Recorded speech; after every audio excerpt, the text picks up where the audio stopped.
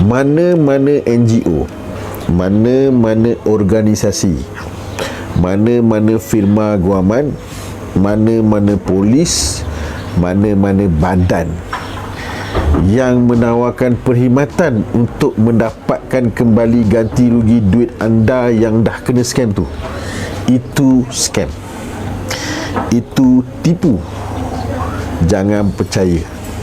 Okey, walaupun konten atau video atau orang yang menawarkan perkhidmatan tu adalah polis, kau jangan percaya, penipu.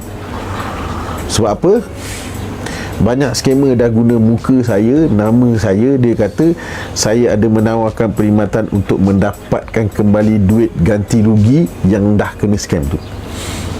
Sepanjang korang join live aku, pernah tak aku tawarkan servis itu? Tak pernah, betul tak? So lepas ni ada siapa-siapa offer nak dapat, tak apa, aku boleh dapatkan servis, dapatkan balik duit kau. Jangan percaya. Ingat, aku tahu ni ada NGO offer servis tu kan. Kau jangan percaya. Cukup kau dah kena kencing sekali. Ini kau dah kena kencing, kau pergi percaya pula cakap apa, organisasi lawyer tu, NGO tu yang kononnya boleh dapatkan balik duit kau. Ini kau dah kena kencing, kemudian kau kena berak pula. Cukup-cukuplah sekali kena kencing. Ni tak, kau dah kena kencing, kau kena berak lagi.